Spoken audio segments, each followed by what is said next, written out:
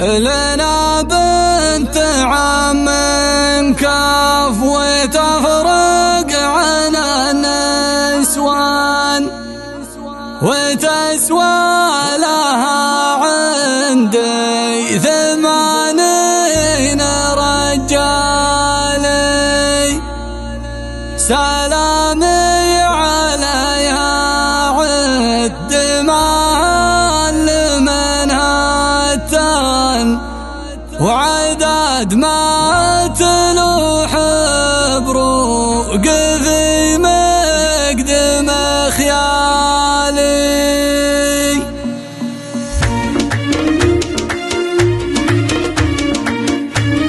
لنا بنت عم كف وتفرق عن النسوان وتسوى لها عندي 80 رجالي. سلامي عليها عد مهل منها التان وعدد ما تلوح بروق في مقدم خيالي. على شيخه من الشيوخ مما كر الشيخان شيوخ القبيله باول الوقت والتالي. شيوخ القبيله باول الوقت والتالي. على نوره اللي بنت بدر بالسودان والسودان جدك شيخ يفعل اليقالي. فعولات ومسلاب تفارس الفرسان على كبد الاعداء كانه الله بالصالي. هو اللي تعزوى واعتز بناضي الديقان وربعه معه بالحرب رجلي وخيالي. وربعه معه بالحرب رجلي وخيالي. وقفقون ربعه يوم جطى مع الفسقان وحرر قبيله كامله يوم الاهوالي. ولا خذت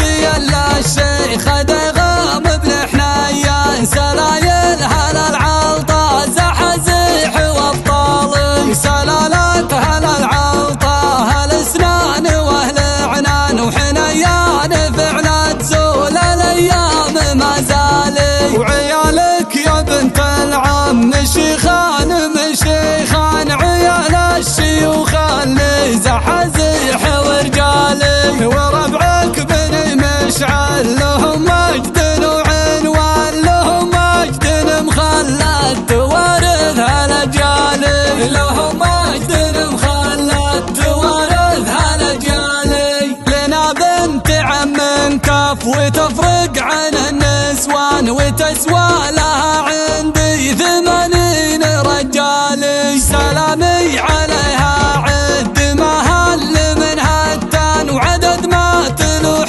بروق في مقدم خيالي. على شيخه من الشيوخ مما كر الشيخان شيوخ القبيله باول الوقت والتالي. شيوخ القبيله باول الوقت والتالي. على نوره اللي بنت بدر بالسودان والسودان جدك شيخ يفعل اليقالي. فعولات ومسلاب تفارس الفرسان على كبد الاعداء كانه الله بالصالي. هو اللي تعزوى واعتز بناضي الديقان وربعه معه بالحرب رجلي وخيالي. وربعه معه بالحرب رجلي وخيالي. وقفقون ربعه يوم جطى مع الفسقان وحرر قبيله كامله يوم الاهوالي. ولا خذت